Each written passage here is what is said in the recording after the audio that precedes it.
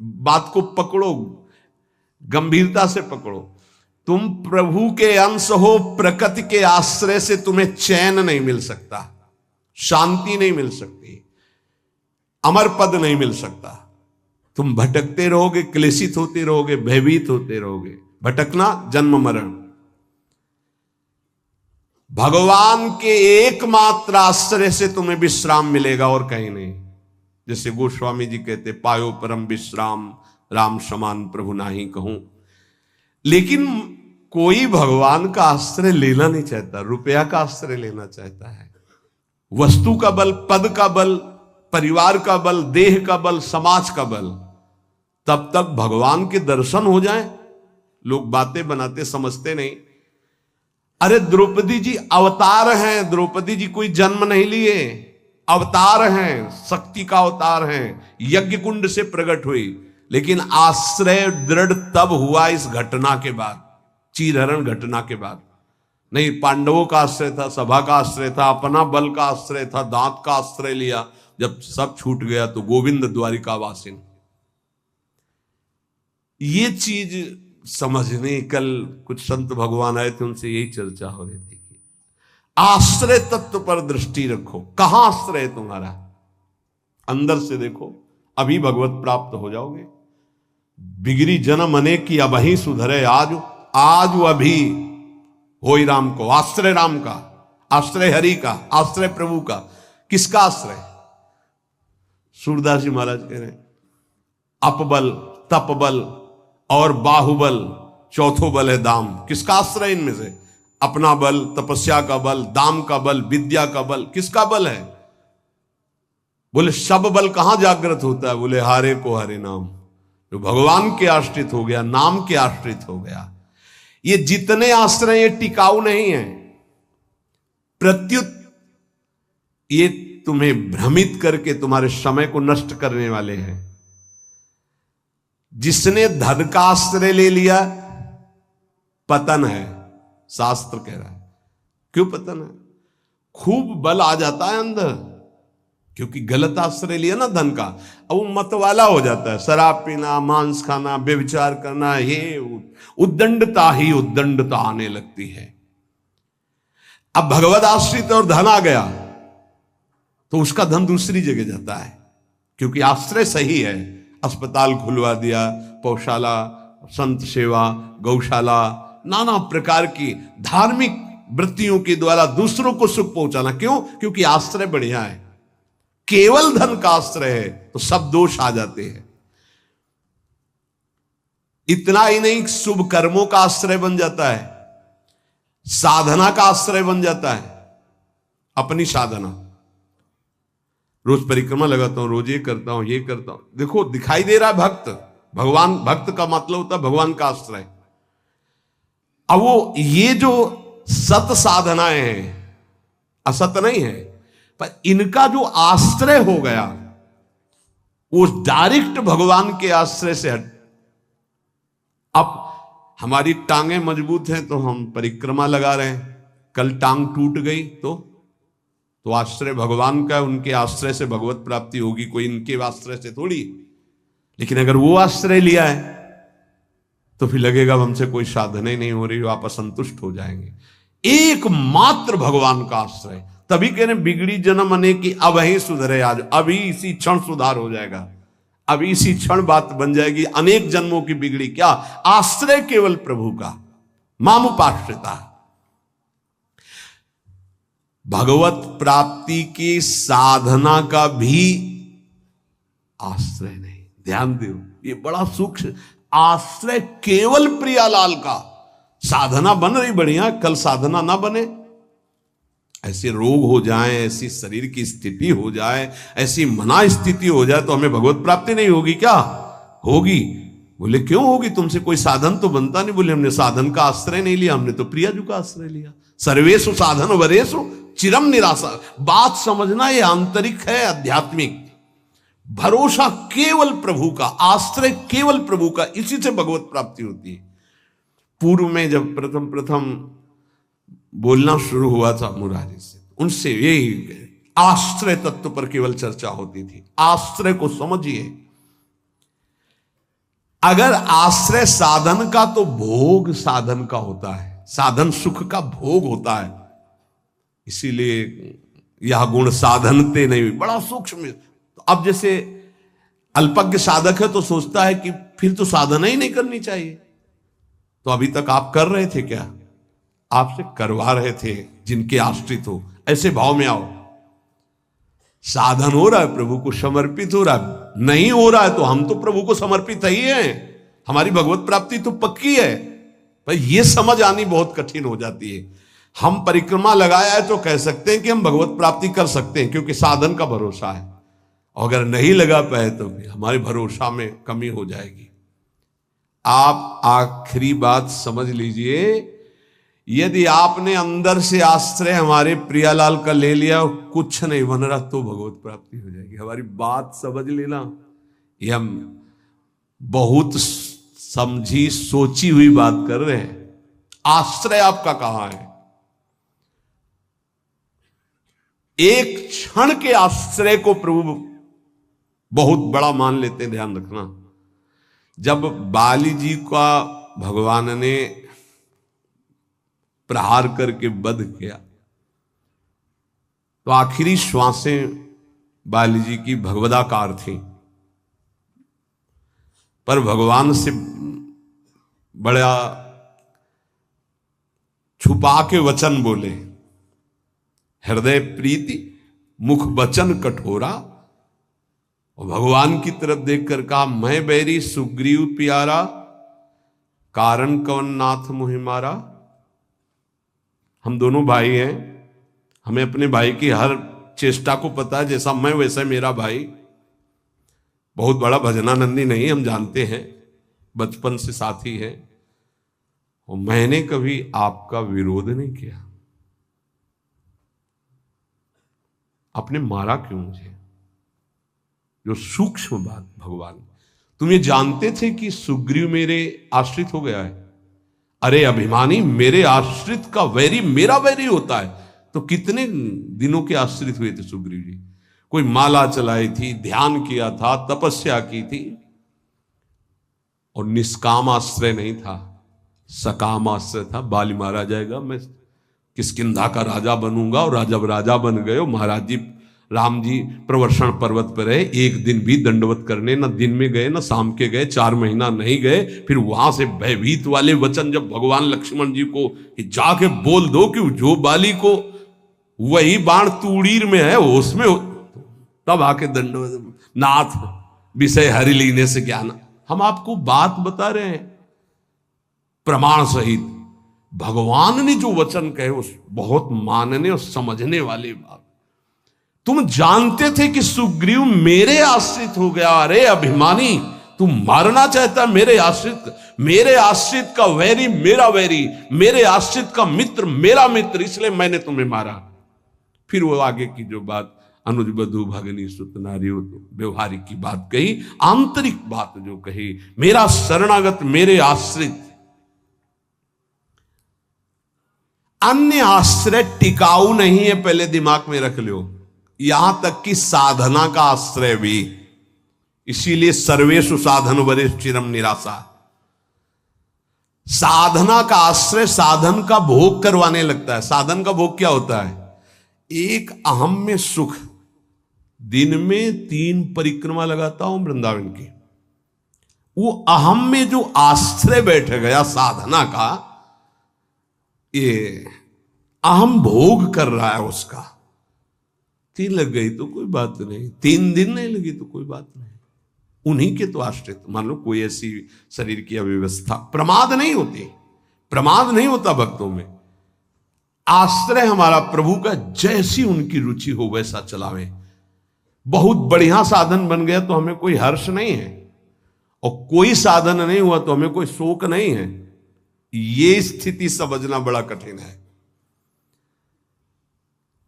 जब तक उपासक भगवान के आश्रित नहीं होता, तब तक वो किसी न किसी पराधीनता को स्वीकार करता रहता है, और इसीलिए उसका दुख नहीं मिटता। अन्य आश्रय परिणाम दुख। ध्यान रखना, प्रभु के सिवा अन्य आश्रय बराबर दुख। प्रभु का आश्रय बराबर सुख दुख की निशानी नहीं। संसार में प्रगट आश्रय भोगों का, शरीरों का, पदों का, धन का बड़ा आकर्षण है। स्त्री का आश्रय, पुत्र का आश्रय, मकान का आश्रय, बड़े बड़े आश्रय हैं अंदर। जब तक ये आकर्षण रहेगा तब तक भगवान में आकर्षण नहीं होता। और अंदर सब आकर्षण में वही कृष्ण का है। भगवान का आश्रय होते ही त्रिभुवन की प्रिय से प्रिय वस्तु से राग खत्म हो जाएगा। ये पहचान है। कोई प्रिय नहीं लगेगा। वही प्रिय लग रहे हैं, उनके सिवा वास्तविक आज भी किसी को कोई प्रिय नहीं लगता। अगर वो अंतर ध्यान हो जाए तो उस शरीर को फूंक दिया जाता है, जला दिया जाता है, गाड़ दिया जाता है। क्या ये प्रियता रही? प्रियता तो प्रभु से ही थी। देखो, प्रगट में देखने वाले की दृष्टि में और वर्तमान की स्थिति में बड़ा अंतर हो सकता है। ऐसा नहीं है कि आप जो दृश्य देख रहे हो वो दृश्य वैसा ही हो। आपकी देखने की क्या शैली है। एक बार यही बात अकबर से जब कहा बीरबल ने कि देखी हुई बात गलत हो सकती है, अपना चिंतन जैसा होता है वैसे ही दृश्य दिखाई देता है, उसको भी समझना चाहिए, ना कि जो हमें दिखाई दे रहा है वही सत्य है। ऐसा कैसे हो सकता है? जब हम देख रहे हैं तो सत्य क्यों नहीं हो? तो उनका कभी ऐसा आपके सामने प्रश्न आवे तो बताना, फिर हम आपको उत्तर देंगे। एक दिन जो बादशाह की सैया लगाता था, उसके मन में आया कि जीवन व्यतीत होता जा रहा है फूलों की सैया लगाते हुए बादशाह के लिए, तकिया और 5 मिनट लेट के देखते हैं बादशाह थोड़ी आ जाएगा इस समय। लेटा तो सोचा इनका जो चद्दर है इतना सुगंधित और मुलायम, जरा डाल के डाला और आंख मूंद के 5 मिनट आनंद लेते, सो गया। अब भैया कहां चारपाई में सोने वाला, कहां बादशाह की सैया में। और दरबार में उनको विलंब था, तो जो उनकी पत्नी थी वो वहां गई। आज महाराज बिना कुछ खाए पिए बात किए, हमें लगता कोई सीरियस मैटर रहा होगा, थकित होकर के सो गए। पार्श्व में वो सो गए। अब बादशाह आया तो देखा मेरी सैया में कोई पुरुष और हमारी पत्नी। तलवार खींची तो कहा, उसने कहा था बीरबल ने कि दृश्य झूठा हो सकता है। उसको बुला के कहते हैं एक दृश्य कहां से झूठा हो सकता है, मैं सत्य देख रहा हूं। बुलाया और कहा कि तुम कहते थे दृश्य झूठा हो सकता है, देखने वाले की क्षमता के अनुसार दृश्य दिखाई दे। मैं देख रहा हूं मेरी पत्नी किसी गैर पुरुष के साथ पड़ी हुई, ये झूठा है? बोले महाराज झूठा भी हो सकता है। झूठा ही है मैं ऐसा नहीं कहता, लेकिन झूठा भी हो सकता है। अब कौन पुरुष है अब हमें तो पता नहीं, लेकिन आप 2 मिनट खंभे की आड़ में रुकिए। रानी को ऐसे जी, बोले आप किसके साथ सो रहे? बोले महाराज के साथ। बात नहीं की? बोले थके थे, सो रहे थे इसलिए जगाया नहीं, पार्श्व में सो गए। ठीक है आप जाइए, हम महाराज को जगा के ला रहे हैं क्योंकि भोजन नहीं पाया, इनको पवाना है। हाँ ठीक है। पर्दा हटाया तो वो फूल बिछा ले। वो तो घबरा रहा था एकदम, तो उनका मालिक जान बचा लो, मुझे ऐसा ऐसा आया इसलिए। नहीं तो किसके साथ? बोले हमारे साथ तो कोई नहीं था। बादशाह पर्दे के आड़ में सुन रहे। बोले चुपचाप भाग जा, अगर बादशाह जान गए तो मार भगा दिया। बोले सरकार देखा दोनों निर्दोष थे, यदि आप मारते तो दोनों की हत्या आप कर सकते थे, लेकिन दोनों निर्दोष थे। हमारी दृष्टि प्राकृतिक दृश्यों का फाइनल नहीं कर सकती, फिर सच्चिदानंद का कैसे? तो हमें अपनी दृष्टि सुधारने, वीत राग, जिनका राग बीत गया है, अर्थात परम वैराग्यवान, भगवत लीला का रसास्वादन, इसलिए परम वैराग्यवान परमहंस शिरोमणि सुखदेव जी को श्रीमद् भागवत कथन का अधिकारी श्री भगवान व्यास देव जी ने जान करके भागवत दी। जब कोई प्रभु से विमुख हो जाता है तो नाशवान पदार्थों में और शरीर में, ये नाशवान है, इसमें राग हो जाता है। अब ये राग उससे पापाचरण कराता रहता है, वो भगवान की लीलाओं को नहीं देख सकता। हमारा सच्चिदानंद प्रभु की प्राप्ति का पहले भूमिका समझ ले। जब कोई तीनों रागों से, तीन प्रकृति के गुण, तीन शरीरों की रचना, तीनों लोकों का वैभव, तीनों रागों से जो मुक्त हो जाता है वो भगवत प्राप्त होता है। भगवत प्राप्ति में भी बड़ा भेद है कई तरह का। भगवत प्राप्ति में भी जो रस सिद्ध महापुरुष है वो गोपी भाव को, जो उनसे भी सहचरी भाव को, आपकी दशा कहां है? देह भाव में हो। अब देह भाव से देखोगे तो क्या दिखाई देगा? जैसा चश्मा वैसे दिखाई देगा। इसलिए लीला का वास्तविक रहस्य कौन जानता है? बोले वीतराग। कौन वीतराग? बोले जो परमात्मा से विमुख है उसका नाशवान प्रकृति के द्वारा रचे हुए वस्तु, व्यक्ति, स्थान, शरीरों में राग हो जाता है। वो राग जिसका नष्ट हो चुका है उसे कहते हैं वीतराग, परमहंस। ये राग कामना पैदा करता रहता है। रजोगुण से राग उत्पन्न होता है और राग से अप्राप्त की प्राप्ति की चाह का नाम कामना है। मैं ये भोग लूं, जो सुना, जो पढ़ा, जो देखा वो भोग लूं, प्रकृति का कामना कहते हैं। कामना जहां उत्पन्न होती है तो प्रिय पदार्थों का भोग भोगने से लोभ होता है, प्रिय पदार्थों के भोगने में बाधा पड़ने पर क्रोध होता है। भगवान कह रहे हैं कि वीतराग भय क्रोधो मनमया मामुपाश्रिता। जिसका राग नष्ट हो चुका है और जिसका क्रोध नष्ट हो चुका है, क्रोधी नहीं और भय नहीं है। भय, जब तक आप पापाचरण करेंगे तो बिना किसी भय के भी आपको भय लगता रहेगा। ध्यान रखना, हृदयों में देख लेना। अगर भय लग रहा है आपको, अव्यक्त भय, कहीं ऐसा ना हो जाए, कहीं ऐसा, आपका मन मलिन है और आपने पापाचरण किए हैं, वो आपको भयभीत करते रहेंगे। जो भगवत शरणागत निर्मल हृदय वाला होता है उसके अंदर निर्भयता आती है। निर्भय, निश्चिंत, निशोक। भगवान कह रहे हैं जो राग रहित है और भय रहित है। भय एक ही जगह आता है। अज्ञान जनित नाशवान शरीरों में राग, भोगों में राग, जिससे पापाचरण, तो ये शरीर न नष्ट हो जाए इस बात का भय बना रहता है। कहीं भोग सामग्री न छूट जाए इस बात का भय बना रहता है। और एक मन में अव्यक्त भय बना रहता है, वो पापाचरण का फल, वो एक कल्पनात्मक भय बना रहता है, भयावह, जिसे आजकल भाषा में डिप्रेशन कहते हैं। वो बेमतलब की बातें सोच सोच कर डरता रहेगा। लेकिन भजन, भगवद आश्रय, ये निर्भय करता है, भय नहीं रहता। जब हमारी कामनाओं की अपूर्ति होती है तो क्रोध आता है। लेकिन भक्त की अगर कहीं वो कामना वाला भी अभी है, अपूर्ति होती तो कृपा मनाता, बड़ी कृपा हुई, भले नहीं दिया, नहीं मेरा मन फंसा देता। पूर्ति हो गई तो बहुत दुलार है, बड़ी प्रभु की दुलार वृत्ति है, वो प्रभु की तरफ ही देखता है, पूर्ति में भी अपूर्ति में। इसलिए ना वो तो लोभ से बंध पाता है ना क्रोध से। वो तो महान पुरुष होते हैं जिनमें कोई कामना नहीं होती, लेकिन प्रायः कामना से ही भक्ति प्रारंभ होती है।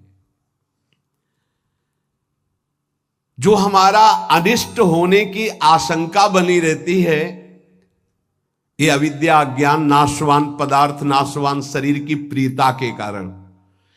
तो भय, क्रोध, लोभ, ममता, ये सबका मूल जो है कामना है, काम है। इसी से दोषों की उत्पत्ति होती है।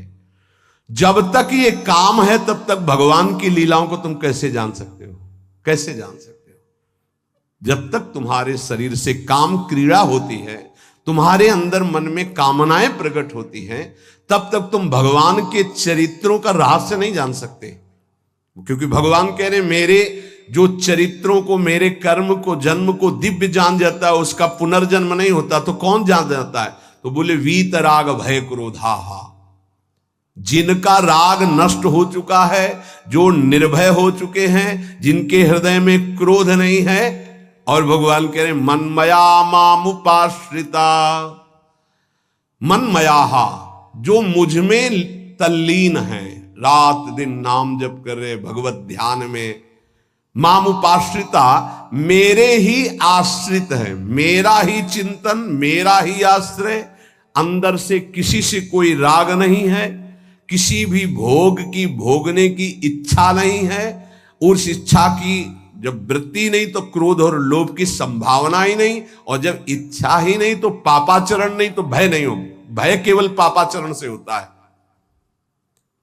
निर्विकार हृदय कूटस्थ स्वामी थे, हिमालय में भ्रमण कर रहे थे। एक शेर की गर्जना हुई, घुर्राता हुआ सामने आया तो छड़ी लिए हुए थे पूज्य पादुड़िया बाबा के। ऐसे छड़ी लगा खड़े हो गए, बोले यार सुन, तेरा आहार अगर ये निश्चित हो चुका है तो तू गुर्रा मत इसे खा ले, अगर आहार नहीं निश्चित हुआ है तो तू जा। वो चला गया। कितने निर्भय कि सिंह के सामने भी एकदम ऐसे, क्यों? क्योंकि वीतराग है, शरीर से राग नष्ट हो चुका है। श्री भगवान कह रहे कि माम उपाश्रिता। देखो बहुत सुंदर बात कह रहे, ध्यान देना। अपने लोगों का स्वभाव है बिना आश्रय के जी नहीं सकते, किसी न किसी का आश्रय। शरीर का आश्रय, रुपए का आश्रय, विपरीत शरीर का आश्रय, पद का आश्रय, विविध भोगों का आश्रय, नशा आदि का आश्रय। बिना आश्रय की जी नहीं सकता, आप ये समझ लो। ऐसी मान्यता हो चुकी है। और आश्रय अगर ये सब छोड़ दे तो अमर हो जाए। उसको लगता है मैं मर जाऊंगा बिना इसके, वो अमर हो जाए। यही माया का भ्रम है। किसी न किसी का आश्रय लिए रहता है, कभी भी वो आश्रय टिकाऊ नहीं है। ध्यान देकर देखिए क्या टिकाऊ है। मनुष्य शरीर टिकाऊ है? नहीं। Bank balance? नहीं। कोई पदार्थ पदवी? नहीं। बहुत ध्यान देने योग्य बात है। परमात्मा के अंश तुम्हारे अंदर जो एक आश्रय लेने की वृत्ति प्रकट हुई है प्रकृति से, यही बंधन है। और इस बंधन को तुम तभी छुड़ा सकते हो जब प्रकृति को जिसने रचा उसका आश्रय ले लो, परमात्मा का, प्रभु का। भगवान का अंश जब तक प्रकृति के कुछ भी आश्रय रखेगा तब तक वो भय, क्रोध, लोभ, राग इनसे पिटता रहेगा। चिंता, शोक, नाना प्रकार की। वीत राग, बहुत सुंदर बात है। लीला का निर्विकार स्वरूप अनुभव देखो। अगर गोपी प्रेम में तनिक भी कोई ऐसी बात होती तो परमहंस श्री सुखदेव जी, जो लौटकर अपने पिता का मुख नहीं देखा, जब पुकार रहे थे, माता को तो देखा ही नहीं, वो भला ऐसे विलास को कभी गा सकते थे? विचार कर। बृहस्पति शिष्य उद्धव बंदे नंद ब्रज स्त्रीणाम पादरेणुभीक्षण सा, अंतिम समय स्तव का गायन करते। भीष्म जी उस समय गोपी जनों का चिंतन करते हैं, भगवान की उस लीला विलास का। क्या है ये गोपी प्रेम? कोई ऐसी रहस्यमयी प्रेम वृत्ति है जो बड़े बड़ों को समझ में आने वाली नहीं है। इसलिए गायन करें। गायन से आप रास पंचाध्यायी के फलस्तुति को पढ़िए, उसमें लिखा है ये श्लोक, पुरा में आग्ने विक्रीडितम ब्रजबधु भीरदम च विष्णु। इस श्लोक में है कि जो श्री कृष्ण की इस रासलीला का जो गोपी जनों के साथ भगवान अद्भुत सुख वर्षा कर रहे हैं, इसका जो गायन करेगा, पाठ करेगा, वो हृदय रोग से रहित हो जाएगा। ये हृदय रोग को निर्मूल करने वाली लीला, अर्थात काम का सर्वनाश करके प्रेम प्रकाशित करने वाली। श्रीमद चतुरासी जी की फलस्तुति में लिखा है, भवजल निधि को नाव और काम पावक को पानी। काम रूपी अग्नि को शांत करने के लिए लीला जल है। चतुरासी जी का गायन निष्काम करके प्रेम प्रकट करता है। यहां प्रार्थना है, अर्थ की तरफ दृष्टि मत ले जाना। अगर अर्थ कभी आप पढ़ भी ले तो उसको चिंतन में मत आओ, उसको छोड़ दो। जब तक आपकी भाव दशा ठीक नहीं है, अभी आपके अंदर काम आता है, आपके अंदर नाना प्रकार की वासनाएं हैं, आप नहीं समझ पाएंगे। आप उसे प्राकृतिक भाव से अगर देखेंगे तो बात ठीक नहीं, क्योंकि प्रिया प्रीतम सच्चिदानंद में आपकी बुद्धि प्राकृतिक भाव सच्चिदानंद पर आरोपित करना, फिर वो बिगड़ जाएगा।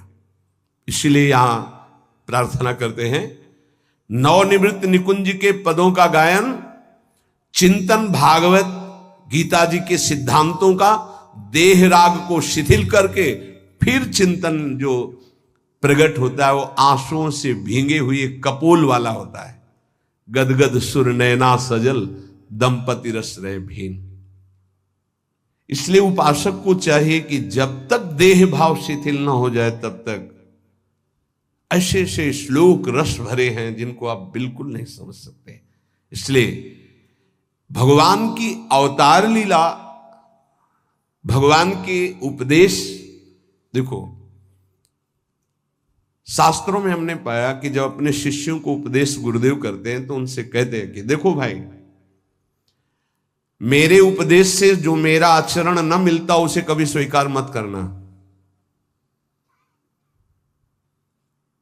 मेरे उपदेश से जो मेरा आचरण या शास्त्र की आज्ञा से जो मेरा आचरण न मिलता हो उसे कभी अनुकरण मत करना। क्यों? क्योंकि तुम्हारी स्थिति नहीं है, तुम अनुकरण करोगे परास्त हो जाओगे।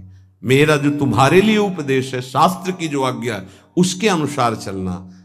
आप सोचो, जगत गुरु भगवान श्री कृष्ण की लीला का कोई अनुकरण कर सके? जैसे रास लीला का नहीं कि भगवान इतनी गोपियों के साथ नृत्य कर रहे, भगवान के इस दिव्य प्रेम विलास को तुम रास किसको संबोधन कर रहे? बोले रास रचा के आ रहा है। घोर अपराध भरे शब्द बोल रहे हो।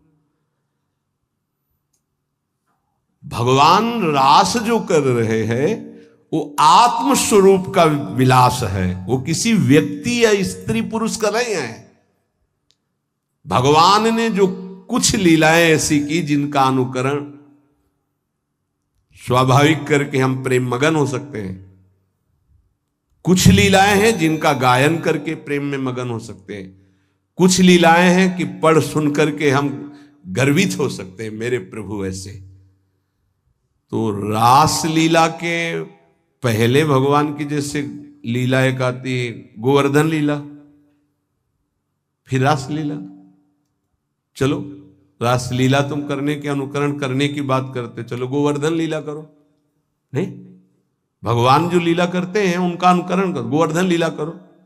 अब भी 21 किलोमीटर के महाराज हैं गिरिराज जी। श्री कृष्ण चंद्रजू जो लीला कर रहे हैं वो गायन करनी है, अनुकरण करने की सामर्थ्य किसमें है? किसमें है? भगवान शंकर ने हलाहल जहर निकला समुद्र मंथन से, यहां रोक लिया, तुम एक कुल्ला पानी रोक के दिखाओ, पानी, और हलाहल जहर रोक लिया। तो सामर्थ्यवान महापुरुषों का आचरण वही अनुकरणीय है जो शास्त्र सम्मत है, जिनका वो आदेश कर रहे हैं कि आप ऐसा कीजिए। हर बात अनुकरणीय नहीं है, क्योंकि वो किस दशा में किस स्थिति में है। इसीलिए यहां भगवान कह रहे मेरे जन्म कर्म की दिव्यता को कौन जानेगा, और जो जानेगा उसका पुनर्जन्म नहीं होगा। तो बोले वीत राग